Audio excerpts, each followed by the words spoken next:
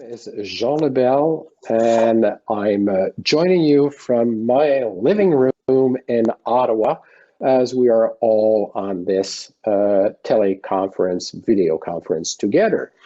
And it's a pleasure for me to host a panel today on science in Africa and to have a conversation with African Granting Council representative. Bonjour à tous et toutes, bienvenue à notre panel Financement de la recherche scientifique en Afrique, une conversation avec les conseils subventionnaires.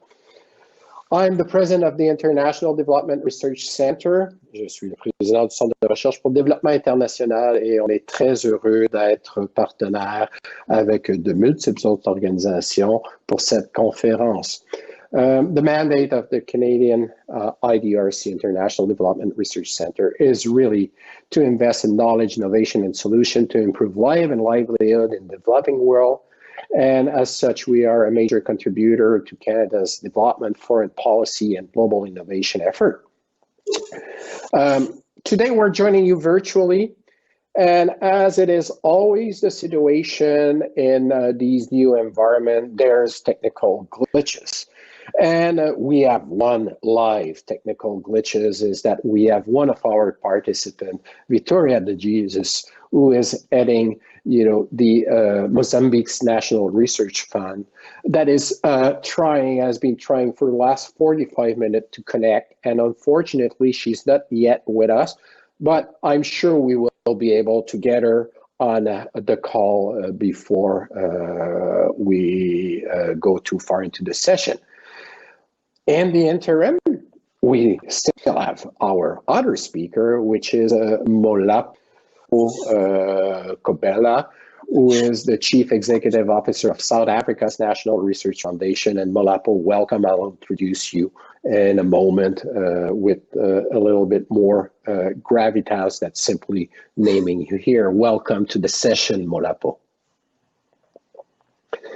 And today, virtually, what we want to do with you and our esteemed colleague panel is to talk about, how Science Granting Council, not only in Canada or in Europe or in North America and the developed region are important, but how they have been and they are becoming quite a powerful tool of transformation in research and innovation that contribute to social and economic development. And what better way to talk of this, not from the IDRC presidency, but to give, the platform to Molapo and Vitória that will join soon to talk about their experience.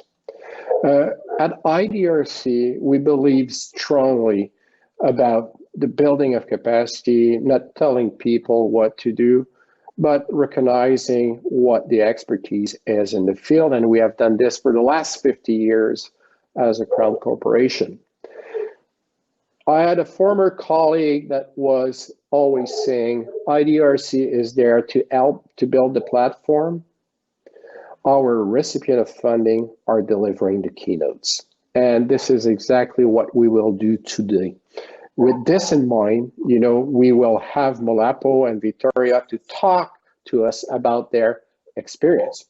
Now, the panel is going to be run with 4 questions. We're going to talk about the Science Granting Council initiative briefly, and then we will talk about the impact of COVID in Africa and the role of Granting Council. We'll go into Q&As. The Q&As, I'll come back, but you have to press your menu button and put the Q&As and, write your question there. I will moderate this from where I stand. And the third and fourth portion of the conversation will touch on the importance of the networking and the collaboration as well. And, I'm hearing an echo. I don't know if you are hearing an echo, but I'll continue. I'm also hearing an echo. Another signal.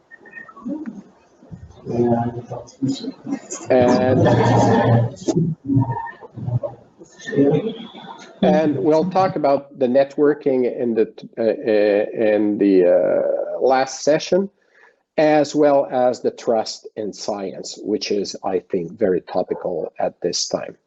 So I have now on my screen of moderator, Dr. Vitória de Regis. I just hope that she can hear me. Vitória, do you hear me? I see you. And our voila, the beauty of technology. Vitória is there, she hears me, and we will see if she can speak to us. Vitória, can you speak to us, please? It's coming through. We're gonna fix this little glitch. But let me introduce you more formally, our speaker, to start this panel.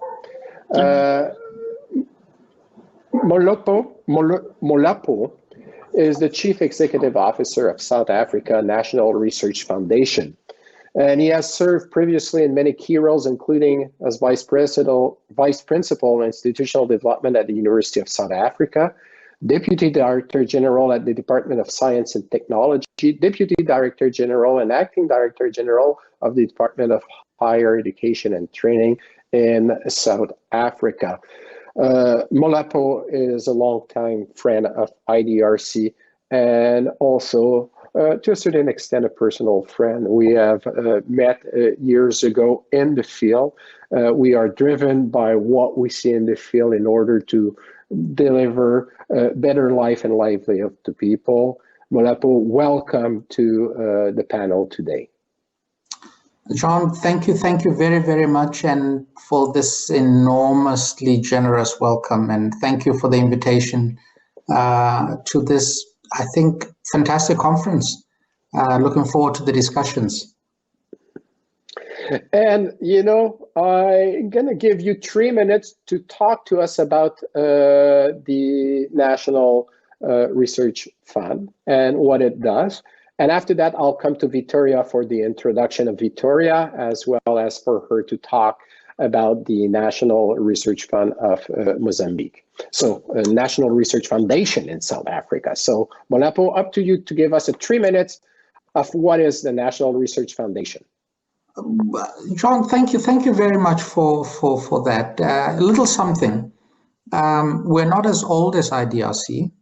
You're 50, you turned 50, and we turned 20 last year.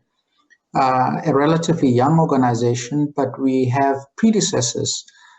We had, you might have heard of the Foundation for Research Development, which was our predecessor, together with the Human Sciences Research Council, part of thereof. And we came out of the Council for Scientific and Industrial Research, which was created in the 40s. We are the nation's primary research funder. We are the principal provider of large-scale research infrastructure. And we are the promoter and enabler of science engagement and science promotion. Our mandate is very simple. We are here to ensure that science and scientific research contributes to national development. And we do that through providing, enabling, facilitating, and predominantly investing in people, investing in research to be undertaken, providing the researchers with enabling capability, both in terms of money and infrastructure. Many of us, and we have a very good relationship with Canada, many of us would have heard of the Square Kilometre Array. The South African Radio Astronomy Observatory is one of our business units within the National Research Foundation, which hosts the Square Kilometre Array. Another one of our business units, it's the Itemba Laboratory for Accelerated Base Sciences. Itemba means hope, and that laboratory for accelerated base sciences is the continent's, and I'm talking about the African continent's, largest facility for particle and nuclear research. It's one of the few institutions in the world that produces radionuclides for commercial research in medicinal and medical applications. We work very closely with the Perimeter Institute, and we have lent Canada one of our own in the form of Neil Turok, who's the director of the Perimeter. We have a staff complement of about 1,200 professional and administrative staff. Our budget in Canadian dollars is about 370 million, which is modest in global sense, but in a context of a middle income developing country, it's reasonably significant. And our challenge is to always make sure that those resources are used prudently and have the greatest impact relative to the mandate that we have. In Canada, our counterparts are NSERC, obviously the IDRC, who we have had a long relationship and we will be strengthening that in the future, SHRC, and the National Research Council of Canada. We are members of the Global Research Councils, and I was in Ottawa a few years ago when NSERC was hosting the Global Research Councils. And we are the adhering member on behalf of South Africa to the International Science Council. And so we represent South African science in the global space, and we facilitate and enable our scientists to be plugged into the global research systems. So that's who we are, and we look forward to this discussion, John. Very good, Molapo. Thank you very much. And for our audience, Molapo was making reference to the long-lasting relationship. Canada was supporting the transition to a democratic regime in '94. IDRC played a key role there. And one of the roles that we play was to support, the leadership of South Africa to come with a white paper on science and technology that has inspired the country to set up its own system of science. And that's something that Canada can be proud of. This legacy of working together is long-lasting, whether through Molapo and others, and it's being pursued not only with IDRC, but with the other granting council, and number of researchers in universities. So thank you, Molapo. Now, Victoria, you're with us. I'm so happy that you have been able to join. I've talked to the audience about the little glitches we had earlier, so you can hear me fine?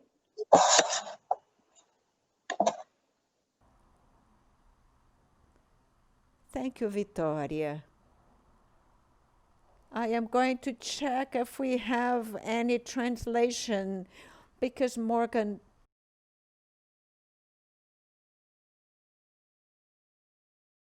do we have simultaneous translation for Vitória? Unfortunately, there's been a problem. There is a technical glitch. We are not able to provide this. Okay, so Victoria, are you comfortable talking to us in English? No, I can't prepare it, but I try to speak slow in Portuguese. I will try to make some translation. So let's be brief in your remark, and I will introduce you in English. So Victoria Langa de Jesus is the executive director of Mozambique's National Research Fund. She is a member of the UNESCO Intergovernmental Bioethics Commission to represent Mozambique, and she is also a professor and member of the board of director at Naxingwea University. Welcome, Victoria, to our panel on Science Granting Council in Africa and their contribution to research innovation and improvement of life and livelihood of people in your country and on the continent. As for Molapo, I will give you 3 minutes to talk about what is the Mozambique National Research Fund.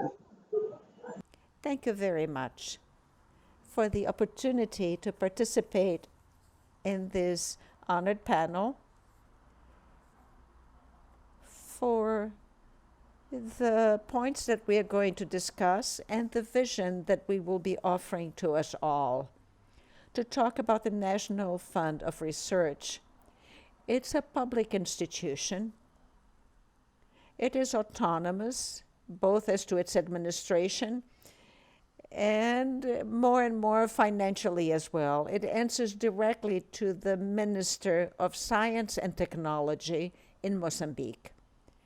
We are a unique organization in Mozambique. We promote the research through financing of research, financing of publication of the results of investigation, articles, books, financing of training of researchers, financing to the visits of researchers to different infrastructures. We know that Mozambique is in the midst of reconstructing the infrastructures that existed before. The few infrastructures that we still have, we very much want our researchers to become familiar with them, not only within the country, but also the international institutions.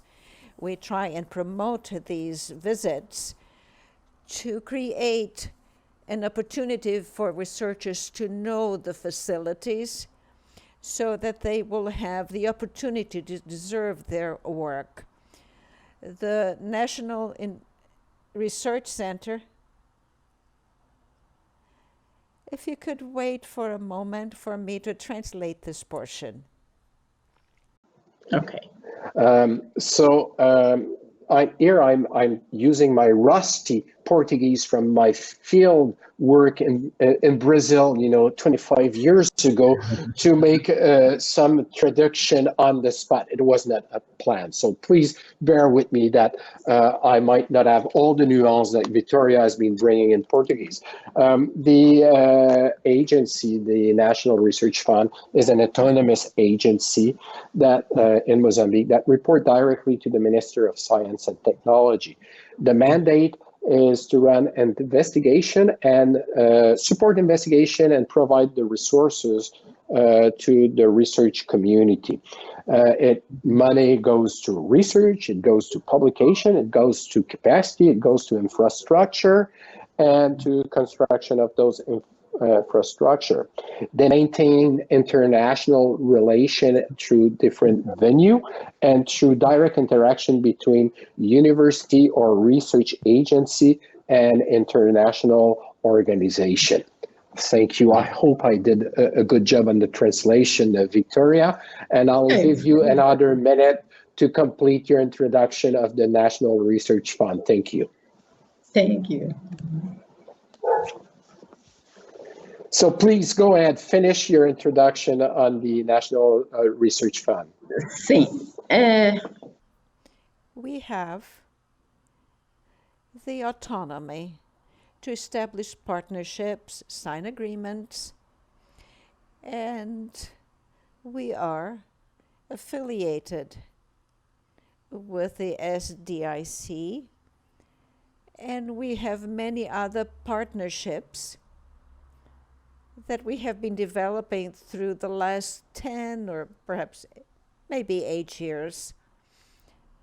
We are participating with many partners in finances, and we have a budget of approximately $1.8 million.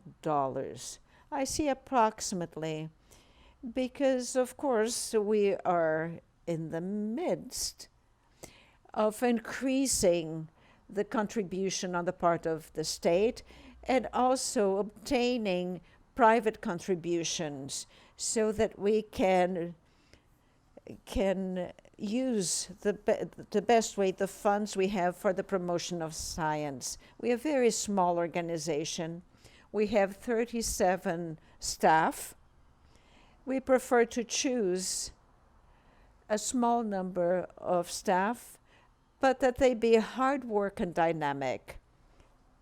That is the option that we have. Evidently, we have the freedom to have representations in the provinces, and we have focal points in the different provinces in science and technology. They answer directly to the needs of the scientists in the provinces. In every province, we have universities and research institutions. We are part of those who must look after of the promotion of scientific research, technological and innovation research. Thank you. So here it's going to be a little bit more complex for me to translate, but Vitória was mentioning that, you know, she is a proud partner of the Science Granting Council initiative that we'll just talk in a moment, that she has a long affiliation with IDRC, that they are a relatively small agency with only 37 persons and a budget that is 1.8 million. I don't know if it was 1.8 million for SGCI or 1.8 million overall, Vitória. That's secondary to me. But what is important is that you are on the growth pattern, that you are moving towards, you know, increasing the support, and the government is committed to increasing the support to science and innovation in different sectors. And that's something that is reflected in other countries of the region. And that brings us to the heart of our first element of our conversation, Vitória and Molapo, is let's talk about the Science Granting Council initiative. This is an initiative that we started, you know, I think not knowing what was going to be the outcome of it. I remember in a state visit with David Johnston, the former Governor General of Canada, in Ghana, in Botswana, in South Africa, having conversation with researchers that says, you know, Africa is starting to move into a direction where this is becoming important, the support to science and technology and innovation ecosystem. But in some places, they are far more advanced than in other places. What could IDRC do to help? And at the same time, one of my colleagues, Nasser Farouki, was running with Stellenbosch University a mapping exercise of the research in sub-Saharan Africa. And we engage in conversation with diverse actors. And after some time, here we are, 16 countries with their, you know, national body of funding research that are cooperating, collaborating, learning from each other, and bringing, you know, value added of collaboration of these Science Granting Council in Africa for achieving the goal of science making a difference in life and livelihood of people. So NRF was the first to come at the table and say, we are interested in this, we're going to put money on the table. So Molapo, why don't you give us from your perspective, you know, what is this SGCI meaning really? Because you have been leading it at the beginning, you're a part and the heart of it, and tell us about the experience. You know, Jean, I don't think you make a case for the IDRC and the impact as strongly as we would like you to. So allow me to speak on behalf of the IDRC for a minute, because you have done an enormous amount on our continent and globally. The impact that you have had in helping particularly those countries in transition. You helped us in South Africa, you have helped many countries on our continent. And the SGCI is just but one example of the fantastic work that IDRC is doing. You have vision, you have creativity, you have the gumption to do something that nobody has done before. And I think you have innovation. And in many ways, when we started this, many people, I don't think, appreciated where we were going. And now everybody is coming on board. Now we've got the UK through the Foreign Commonwealth Office. We've got Sweden through CEDA is joining us. The Germans are joining us. Our colleagues in the Far East are asking, what is it that Africa is doing that we could do? So the importance of what you have started, I think, should really not be underestimated. I want to just mention two real values that the SGCI has brought. The first one is that you have helped us to create a glue that has brought my sister, Professor Vitória Langa de Sus, together with me, my counterpart in Burkina Faso, in Dakar, Senegal, in Rwanda, in many countries where we would not normally would have found each other. We have shared experiences. We have helped each other to grow. It doesn't matter where we were in the journey of development, but we have began to come together as a singular body working for a common cause, whether it's through our work in bilaterals or multilaterals, looking at Africa's development through science. That is, I think, is a very powerful change that has been brought into our continent through the SGCI. The second issue that I want to raise is that through this initiative, and I'm not saying that others have not done the same, but I believe this is much, much more powerful. You have brought confidence in the vast majority of the leadership of the science system of our continent to enter the global scene. So members of the SGCI now participate fully in the global science system through the GRC, the Global Research Councils, through the International Science Councils. We have a voice, and we are able to articulate what are the needs of our continent, which are no different from the needs of other countries across the world. And so I'm just using those two examples of the real value of this SGCI, and I think we really do need to give credit to IDRC for being a pioneer in getting this thing off the ground. Well, thank you very much for your kind word, Molapo, but it's a journey that we walk together, and I think that you put your finger also on the importance of having built collaboration with others. Whether it's through the UK Foreign Commonwealth and Development Office that used to be called DFID, but it's now CDO, whether it's through Swedish SIDA, whether it's through the NRF, there's funding agency that comes together, and it's to the merit of all of us to trust that you can do the work all over Africa. I would say also it gives the opportunity to, help with the African Union's commitment to devote 1% of GDP to research for development.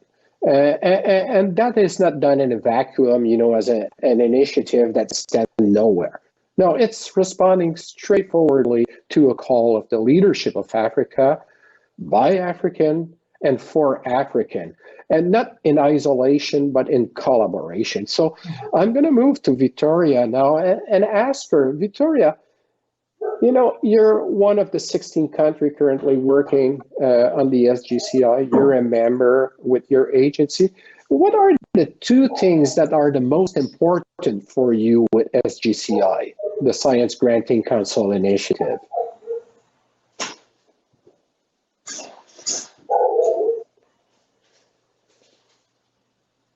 And Vitória, I cannot hear you. Can you hold for 1 second? I think that you may be on mute, or we might have another technical glitch. It's fantastic.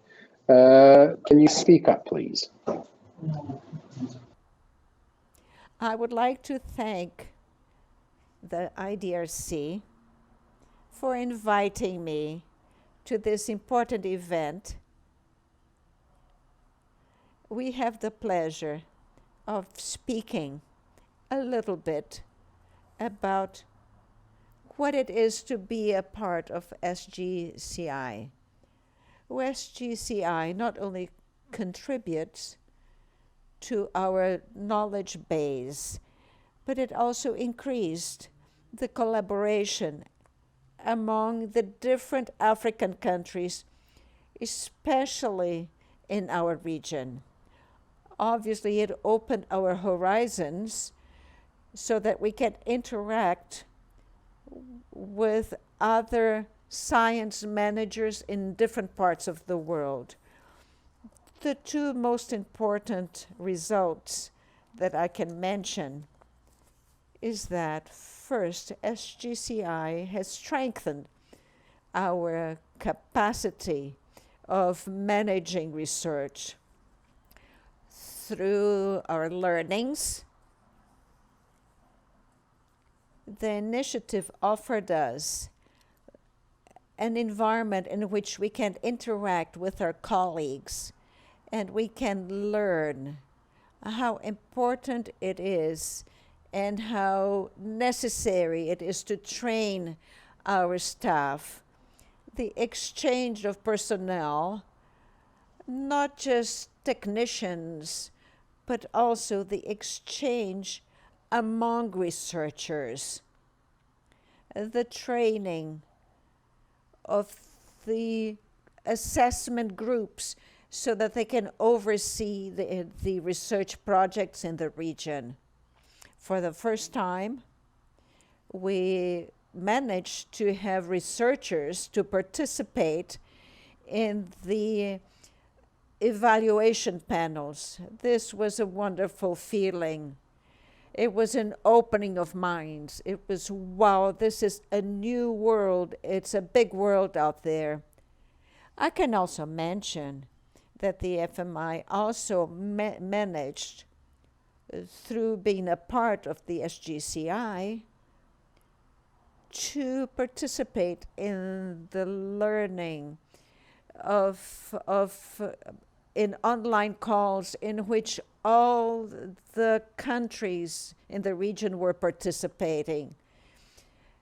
And this way, our own researchers and our own workers became more familiar with the best practices of management of funds, especially external funds. The management of external funds has to follow a plan, has to follow a process of accountability, which is different from the process that we use when it's internal funds. This may seem a small thing, but it offers the FMI a new quality. I remember the minister asking me, Vitória, you have so much money. I said, yes, I do, but I don't have money to pay the bills.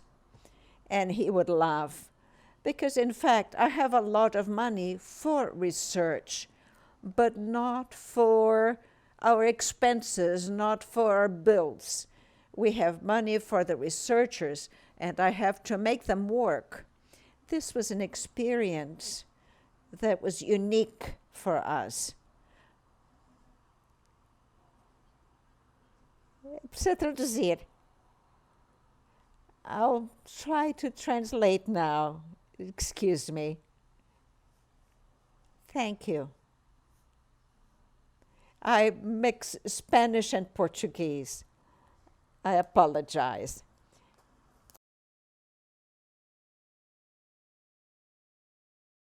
I think that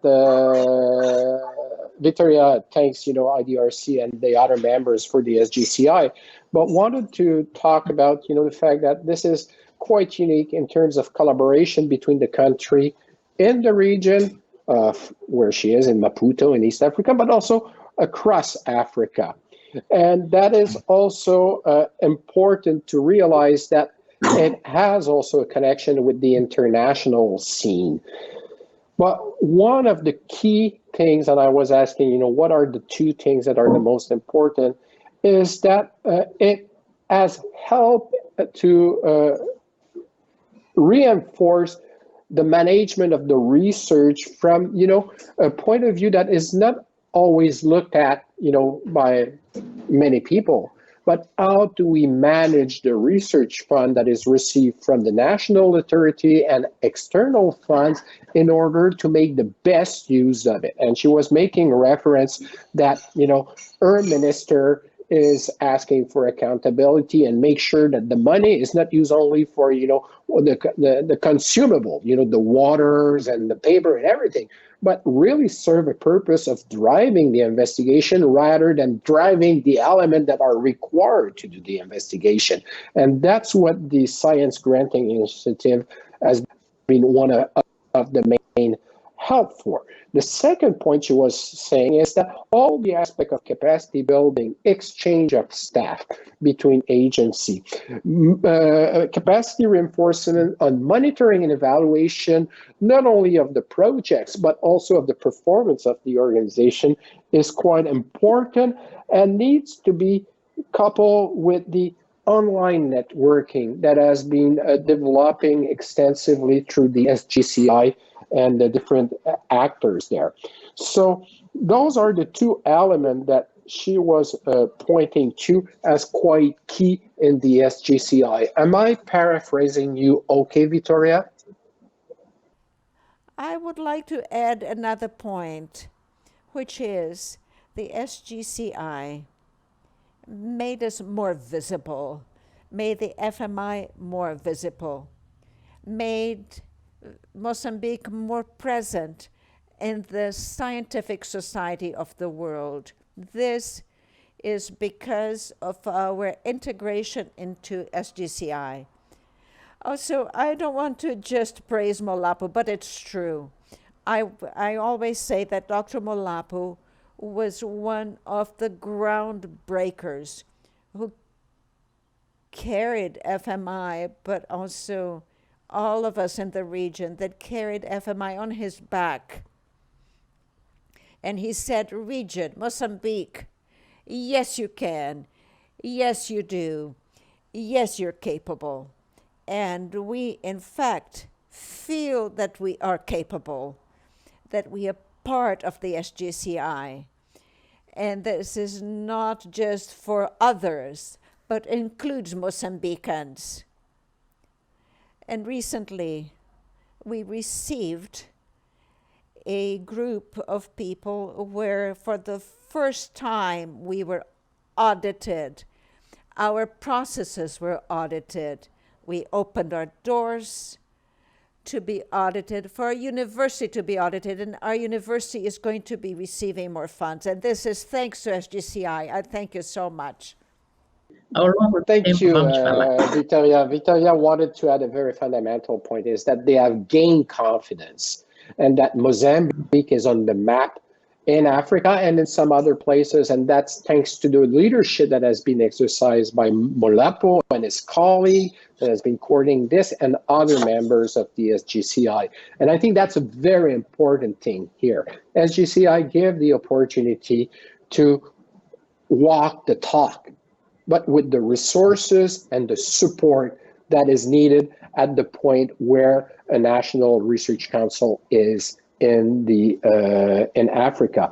I'm going to move us in the conversation, Vitória and Molapo, and seize the opportunity to talk about COVID-19 and the role that you're playing vis-a-vis the world pandemic. It's taking different form. Everyone, is collaborating all over the place. But sometimes we tend to forget that there's quite strong capacity in the countries where you are. There's urgent problem to resolve. And what is your role in that pandemic and what are you doing? Give me a concrete example, Molapo, please. John, I want to maybe focus on 2 or 3 things. The first is in the context of what we have started as the SGCI. We have collaborated now with each other. We now even have multiple projects with each other. It's one thing that people tend to forget. We are, as South Africa, invested heavily in the SGCI because we are part of the continent. We don't want to be seen as if we are apart from our continent. For a long time, we were not part of the continent. And so this is an opportunity for the South African science system to be part and parcel of our continent.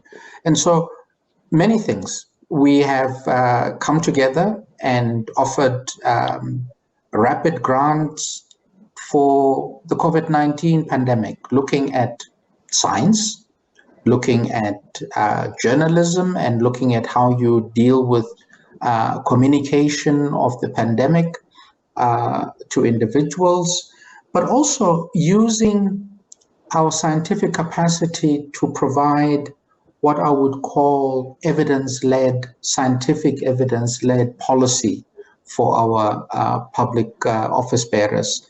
And all of that has helped us, I think, on the continent to gain the trust that inherent in our own continent is the ability to find solutions for the problems of our own continent. We've had to deal with some peculiar challenges. The first is, how do I put it nicely, the exposure that we are inequitous, very, very diverse as societies.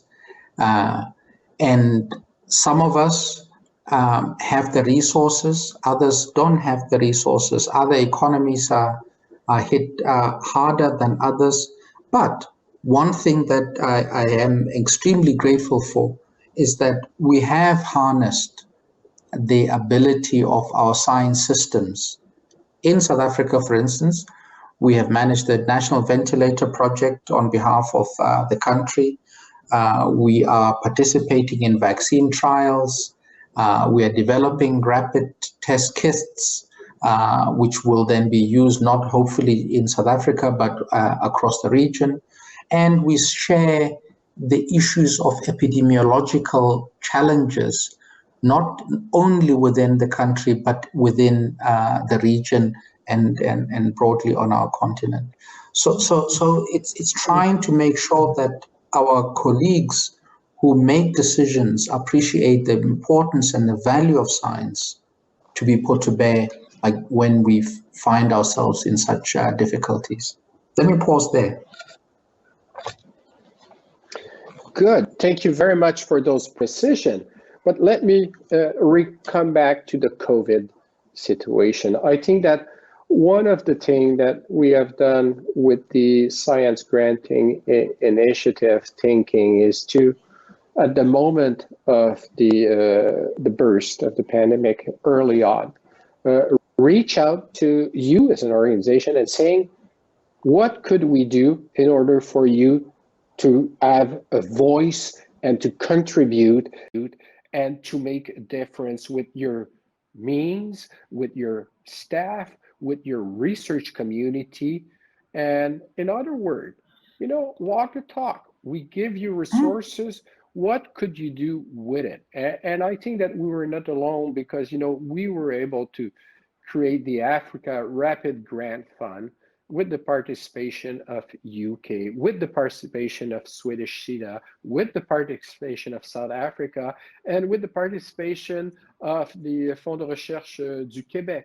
So altogether, what has been generated by this Africa Rapid Grant Fund for COVID, Molapo? And I'll come to Vitória afterwards. Firstly, John, the grants have now been given. So that I think is the one thing, and we were looking forward to comes in the coming months. But a couple of very important things have happened. We have worked together as a community to assess the grant proposals. 3 different languages, English, French, and Portuguese. My sister Vitória is Portuguese speaking.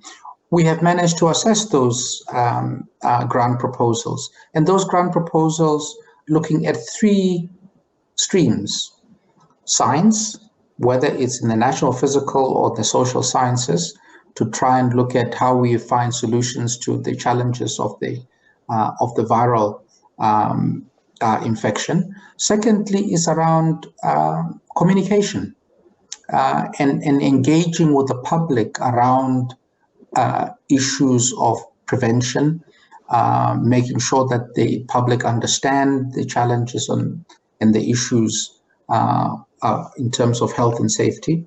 And then thirdly, in terms of policy, to provide research grants for those that working in the public policy space to help their public office bearers in the respective countries to make sure that the choices and the decisions that they make is science informed or science led, evidence led, and not things that should I say are led by the gut.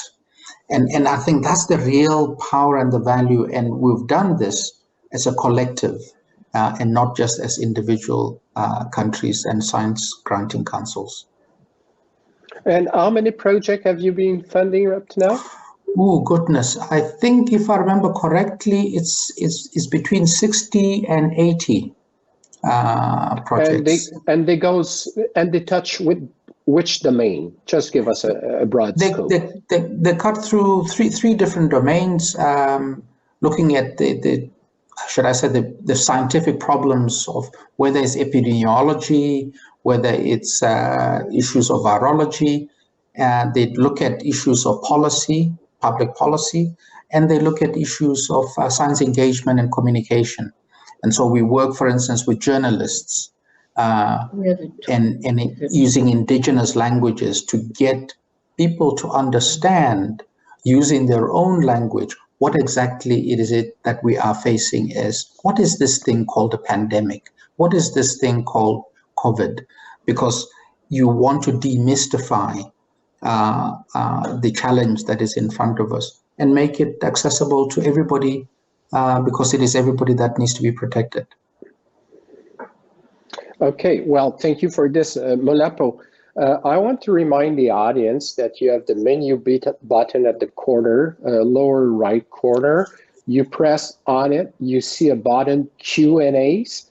And in the Q&As, you can start to fill in your question, because after Vitória intervention, we will take a few questions and try to answer them the best that we can. So please don't hesitate.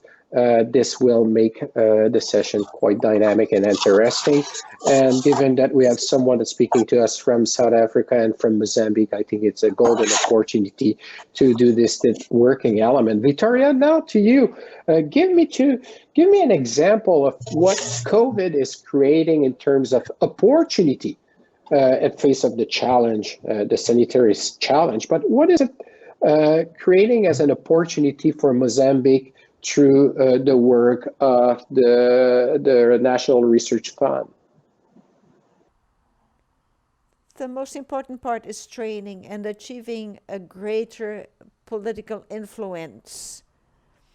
Right at the beginning of the pandemic, one of the things that the government did was create a science and technological committee to advise the government in their decision-taking and to understand the effects and the evolution of the pandemic. But certainly, the integration of the SGCI has created new opportunities for financing in the region and for partnering. What Mr. Molapo was saying, we have 2 projects in this region. Projects regarding COVID. But the initiative brought to the fore what we have in common for financing. It's the advancement of science among the different countries. Each country brought their advancement in science. And when brought together, there was a tremendous impulse into the management of science. The initiative also made it possible to develop and implement programs among the several financing agencies in Africa without the government bureaucracy we had to face before. Whenever we wanted to develop any project, there was a protocol. Do we have the right signatures? Now, as a part of SGCI, we don't need to consult any protocols. We can roll up our sleeves and go to work. On the other side, we also accelerated communication and the strengthening of partnerships. This is among the several agencies in the region. An excellent example is the increase of the interaction among the agencies, because as we mentioned before, Professor Molapo was talking about the different languages, Portuguese, English, French. Now we can interact with peoples from different countries, from Burkina Faso, who speak French, without any fear, without any misunderstanding. We interact with Burkina Faso, with Senegal, very quickly, and also with Zimbabwe, Malawi, in other words, Tanzania and Ghana. This allows an exchange of experience very quickly, which is needed by science. If we're blocked by political protocols, science doesn't work. This allowed us to better understand what was happening with the pandemic. These are a few examples that I can mention, but there is an endless series of examples and actions that we can mention. Even the very way in which we behave as a whole, as brothers, as we say in Africa. All of us belong to this great family of SGCI. This is a family of the management of science. Thank you.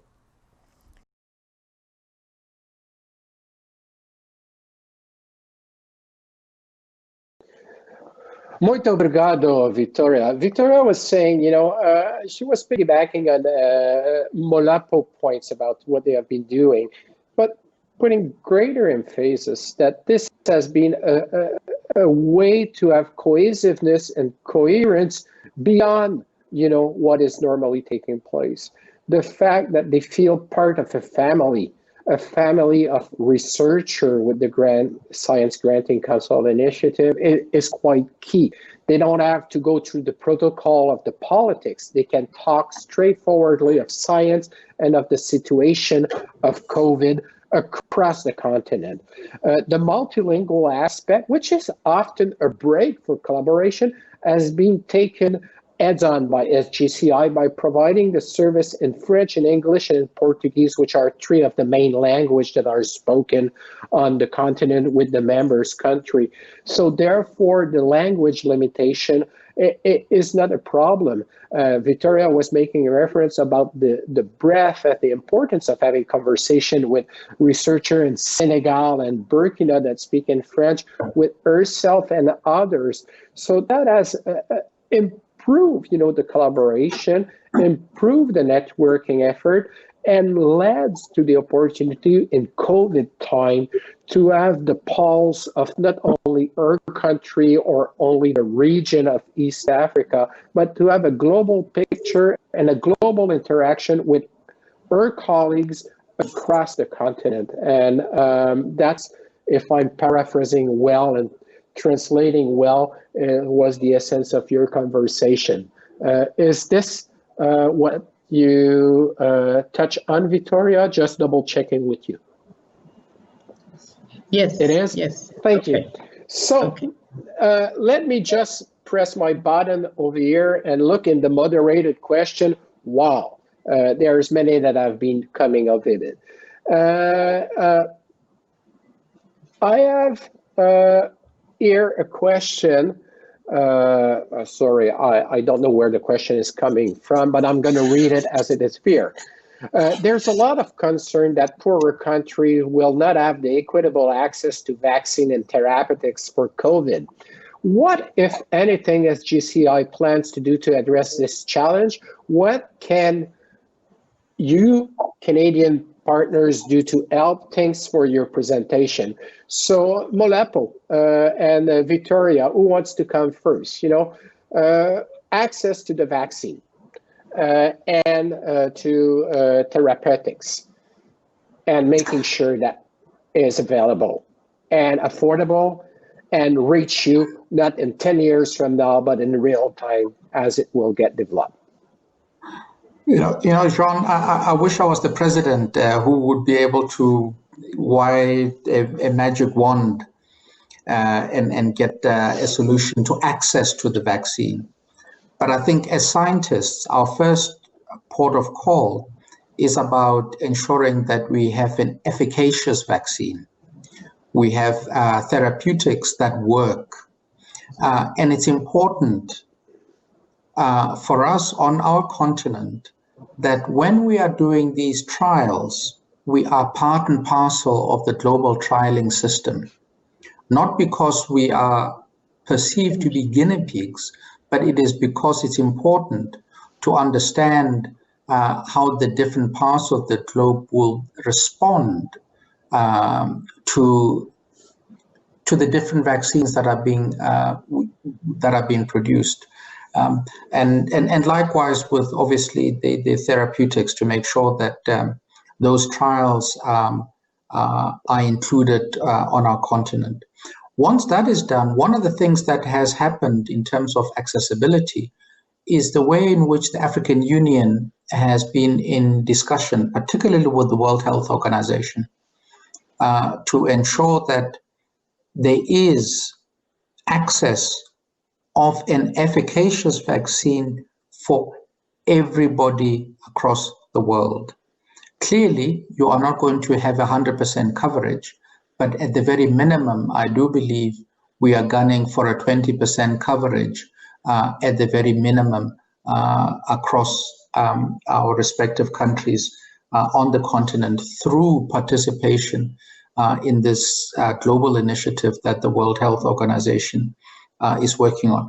And where we can work as scientists together, it is about making sure that the science that informs the development of vaccines and therapeutics is open to all of us. So we are strong advocates of open science. We are strong advocates that the results that come out of these trials, wherever they are taken, are made accessible to all of us within the science system. And I think this is where the value of the SGCI comes in. This is where the value of our engagement with the international science community becomes extremely important. And IDRC, you have been incredibly supportive in advancing that particular cause. Yeah, thank you. I think that, one element important in the answer you're providing is that in order to have this done effectively, it needs to go beyond, the national border. And, in Canada, there's been strong support of the Canadian government, not through IDRC, but through other agency and through other venue to make sure that initiative like COVAX, has legs, that, it's not a secondary thought. And we are contributing to this, as you are mentioning, through support we're giving directly to your organization for you to speak and make sure that you have a place at the table. It's a long shot, but it's one that cannot be forgotten. Otherwise, we will fail. And if we're not reaching out to Sub-Saharan Africa, Asia, or Latin America to help and for them to participate, sorry, we will still have a world pandemic. We will not have fixed the problem worldwide, and that will be a failure. Vitória, ¿qué pasa? I also think that in terms of the vaccine production for our societies, this is a basic condition. When we look at the conditions in our communities, the vaccine is essential. And we have the greatest index of lack of education in some parts of our culture. We have a very deep culture in our society with it being very difficult to change attitudes. How can we talk about social distancing when a mother has a sick child or a daughter whose mother is sick, and we say, no, you cannot visit them because this sickness requires that the person be left alone? This is unthinkable. We need the vaccine as soon as possible. And it's not just a matter of the vaccine being accessible, but it has to be widely distributed urgently, that everybody have accessibility to it, that the state assume the responsibility for financing it. The communities have no means of financing the vaccine. I think about that lady who goes to the market to sell her wares and who lives from the proceeds of her work at the market. And are we to tell her the money you made with your sales has to go to pay for the vaccine? She's going to say, no, I prefer to buy a bag of rice for my family. That's better than the vaccine. One of the most basic things is that the vaccine has to be distributed. This is urgent, because we cannot say, oh, she is going to be able to manage on her own. No, this illness has taught us that nobody can save himself by himself. They can save themselves alone at home. We are social beings. We live in society. This is an impossibility. So it's very important to have it distributed freely. Thank you, Vitória. Muito obrigado, Vitória. Vitória is pointing to the fact that, it's not only about the vaccine development, it's also about all the social dimension related to education, to communication, to understanding of the disease that is at stake over here.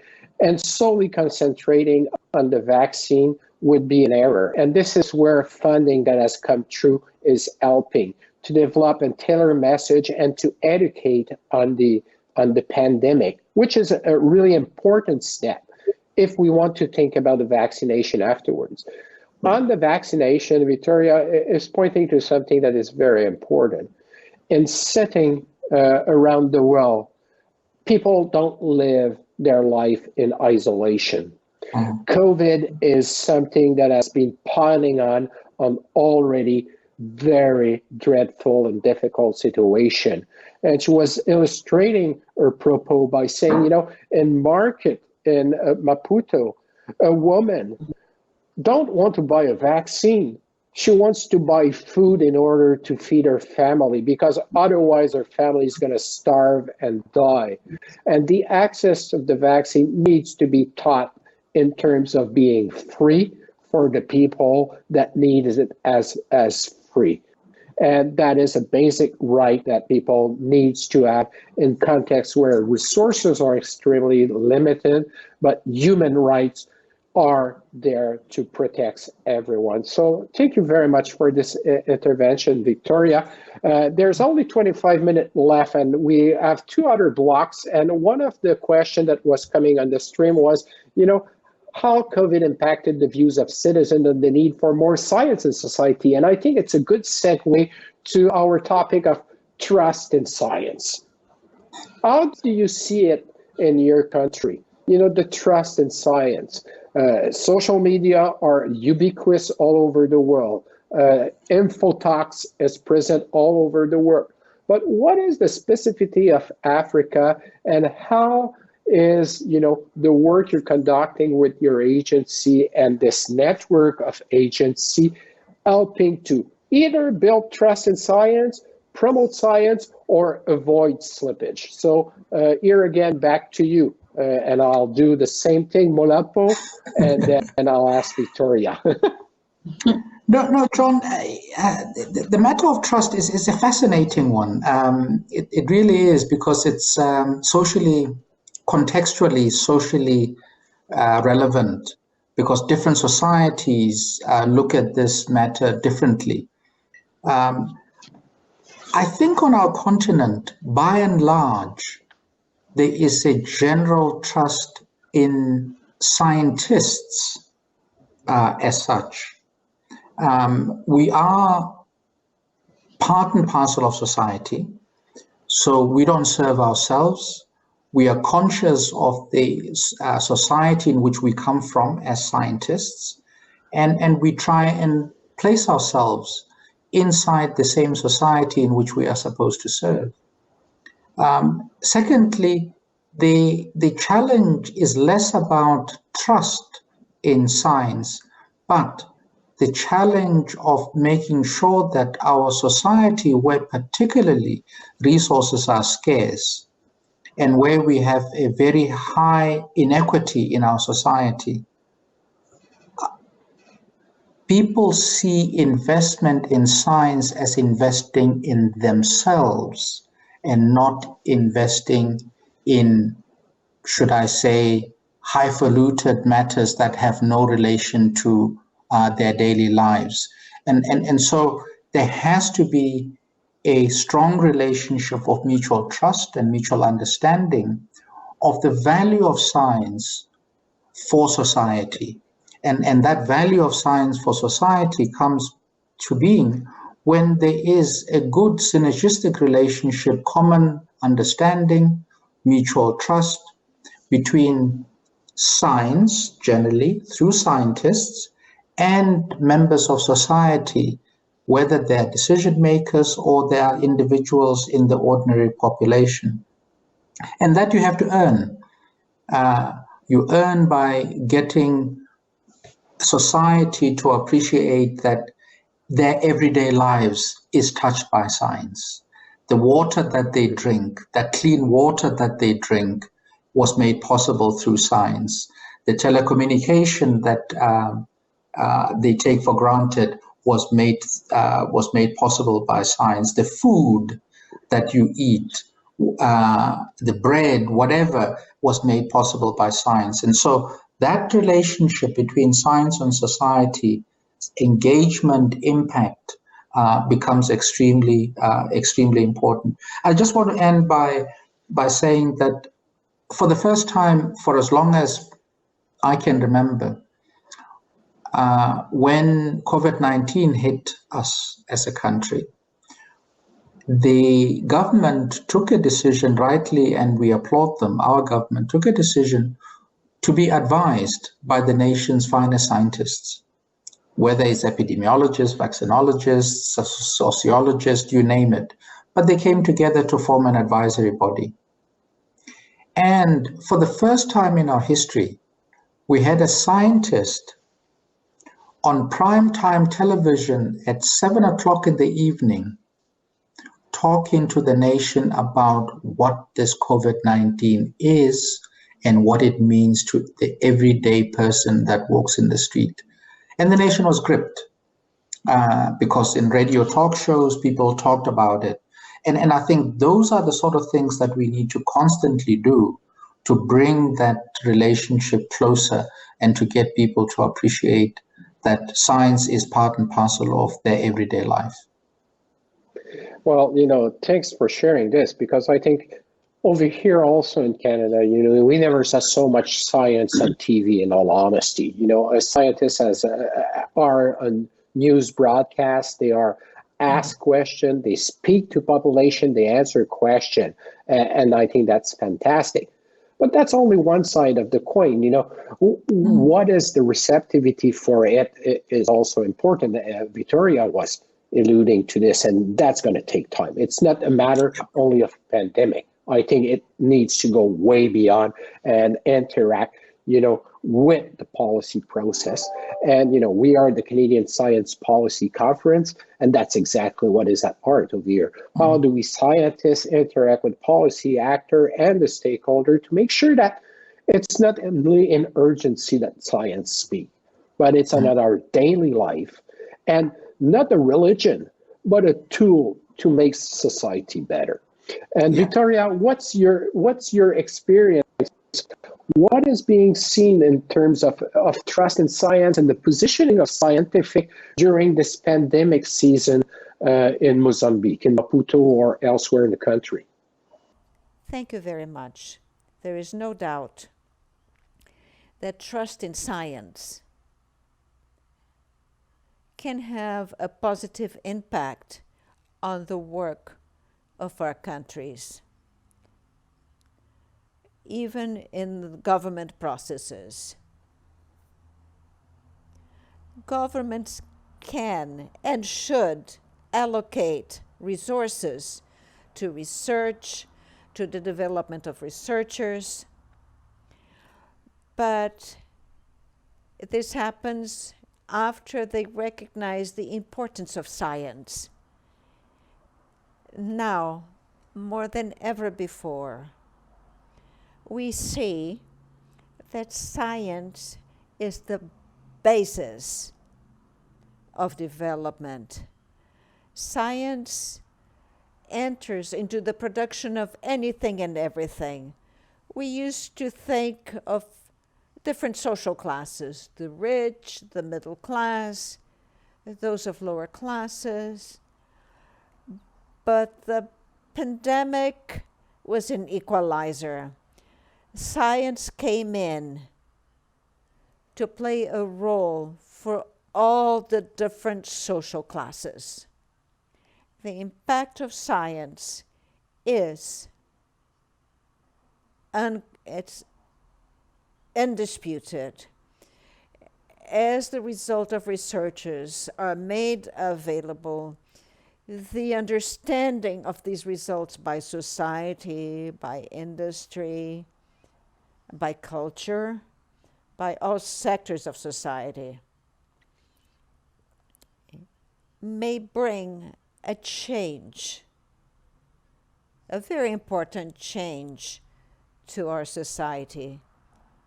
Even in governing, I'm going to talk about one special situation in Mozambique. We were talking about decentralization. Decentralization was discussed in the universities. It was a process where science had a voice. The definition of the policies that were implemented were based on what the scientists had to say. Beyond this, the increase in trust in science will result in a greater participation of private sector in financing science. In fact, as Professor Molapo was saying, when we look at the industry, at the growth of industry, we may think industry grows all on its own. It's hard to connect that with science, but in fact, industry can only grow because of the contributions of science. When we look at health, when we look at agriculture, mineral resources, the environment, and all of this, we see the contribution of science. But in order for this to happen, in order for science to have a positive impact, we need to understand that we need to invest in science. We need to invest in research. We need to publicize and understand the result of research. I'm talking about transfer of technology. I'm talking about the use we make of innovation.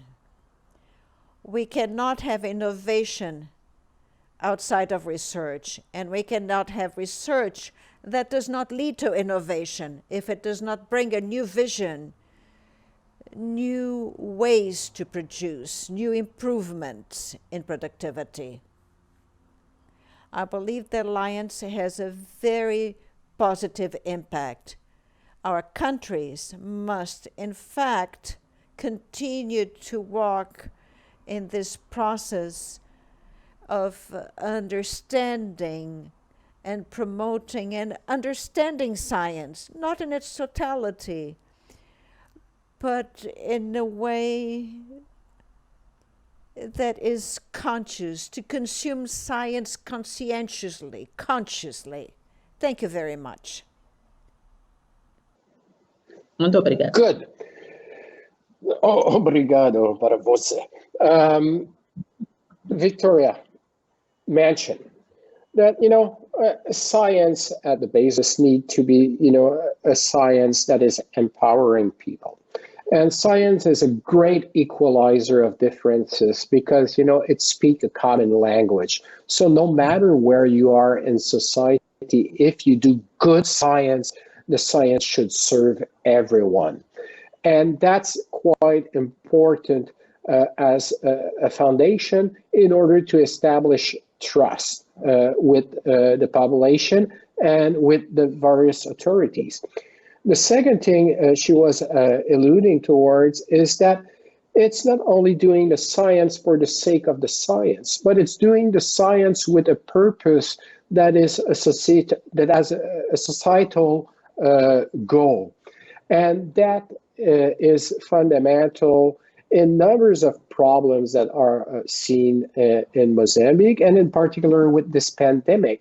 So it's not about the value of science, it's about the value of communicating that science is also helping out to understand better the inequity and to also alleviate the doubt that might be rising in the mind of population at the face of the unknown.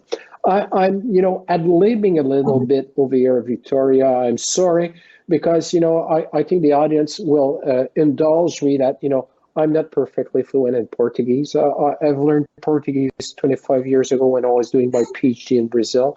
If Ted Hewitt, the president of the Social Science and Humanities Council of Canada, is online, he will laugh at me because he's perfectly fluent in Portuguese. And, I'm cooked for the next 10 years about my Portuguese, so my apologies. Listen, we're coming to the end of our session. There's still questions that are coming, and I wouldn't be fair to avoid them. But I'm going to be asking you to take one of each, and then we're going to conclude, and you have 30 seconds or so to answer. Okay, we have been talking a lot about pandemics, health sciences, engineering, and things like this. But, there's an economic recovery that will need to take place after all the disbursement of money for the pandemics. What should be done for helping with the economic recovery of African country? That's one question. I'll give you time, whoever wants to answer it. The other one is, do you really think that the politicians are listening to the scientific community in a systematic way now? And will that be lasting? And will this be a real opportunity to have impact on future policy development? So this nexus between, the pandemics, the politician listening, but also will this translate into better policy? So who wants to take the first question on economy?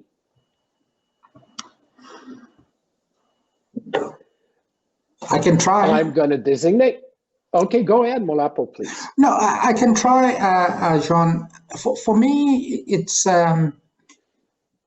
you have to be comprehensive.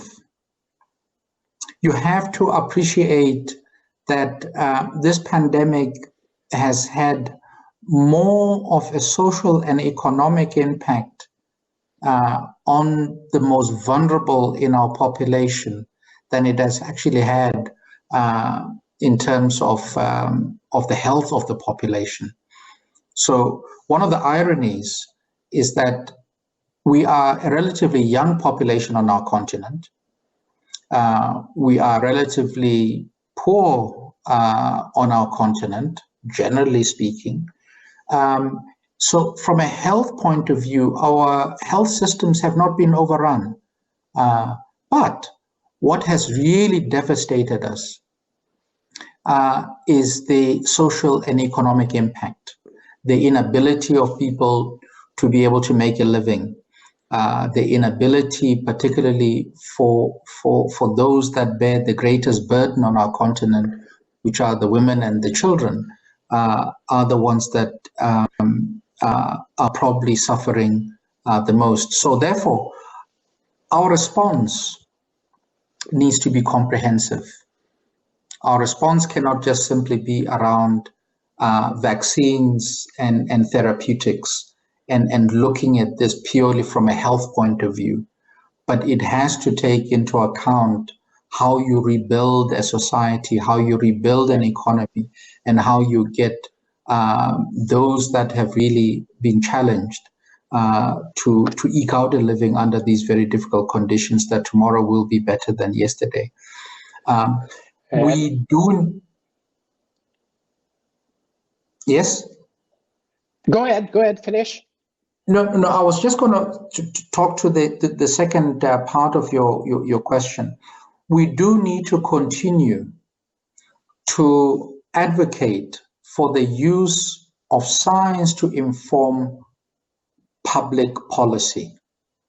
And here I'm not just talking about medical science, I'm also talking about economic science, talking about social science. It's about how you make informed, scientifically led decisions going in. Will it change things? I hope it will. Are our public office bearers, politicians listening? At the moment, they are listening. And I think it's across the entire continent, including those that are in the African Union. They are listening. But I think what's going to be important is to continue that particular trend. Thank you very much. The continuation. On the economic, for our person that brought the question, please go to IDRC website. Early on, we have provided quite an important amount of money for a think tank in developing region of the world to work exactly on this, the reconstruction, through providing answer to national government or through pointing towards area that should be investigated. You can get details. It's something that I take at IDRC with my staff very seriously, because it's not only about the vaccine, it's not only about the cure, it's also about the lasting impact that this pandemic will have, and also the opportunity for us as scientists to contribute to a better world. And that I strongly believe in. It's an opportunity that even our father and mother didn't have in science. It's quite an important moment, and it's challenging, but it's never seen before, the type of collaboration. Vitória, to you, on the economy and on the linkages with policy development. Molapo extended this 30-second to almost 5 minutes, so I'm ready to give you 2 minutes, but no longer, because you're going to get cut out by getting disconnected. So please go ahead. Be careful, the women first. When you give this 5 minutes for Molapo, women is 10. But okay, very rapidly. This is indeed a challenge. Economically, yes, there is a need to understand science. It is truly a challenge. The government wants to protect the economy, but we know there is a risk. The scientists are talking about the health risk.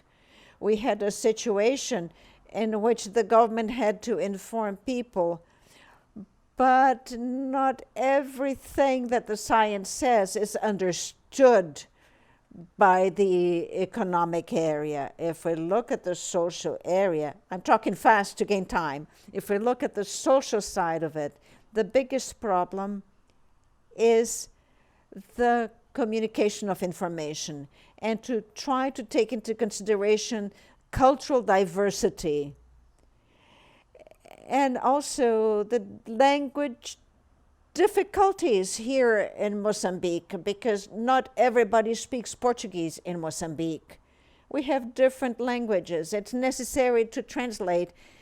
Science has to make the translation and deliver the advices, the symbols. The symbols mean something different in the different cultures. So here science has been trying to fill this space, but they were not quite prepared to face these challenges of communication. I think this is a wonderful opportunity for science to position themselves so that they can influence the economic policies and the social cultural policies of the country. It's necessary to rescue this so that science is heard and occupies its space. Right now, yes, we are being heard. We're working side by side with the government, but the ability to comprehend the scientific recommendations, that I think is only at about 80%. Thank you, Vitória. Vitória was saying it's a journey that is starting. It's early days, but currently there is an hand-in-hand collaboration between our organization with different bodies at the national level that are responsible for policy development. But the importance of it is that it's not at a point in time. It needs to be ongoing and built over time. And the pandemics has given the opportunity to bring it at the forefront. Let's seize the opportunity to continue the work. Listen, it has been quite an interesting and dynamic conversation for me with you. I don't know for our audience. There's technical glitches that we were able to fix, I believe. Translation has been done on the cuff because, in all honesty, I'm thankful that it's someone from Mozambique, because if it had been someone with a different language than Portuguese, Spanish, English, or French, I would have been totally unable to moderate this. So, Vitória, it has been a pleasure to have you with us. Molapo, it has been a pleasure to have you with us. I was mentioning in the beginning the work we did on the white paper in South Africa with the leadership. You did it, but it has to be reminded also that in Mozambique, the science and technology foundational piece was provided through funding of IDRC about 10, 12 years ago. And look where you are now. It's fantastic. Science is a global endeavor. Science takes place all over the world. You have 2 minutes left. One word each that you want to leave with our audience before I close it with the thank you note. Molapo, what would you say as one word to our audience? John, I believe we need to continue to strengthen the power of partnerships. The partnerships that have brought us to this point need to be strengthened, adopt the practices that have been forced on us, and build a better tomorrow, particularly for our children. And I want to thank you, Monsieur President, merci beaucoup. And Madame President, obrigado. Vitória, one word for our audience in English, please.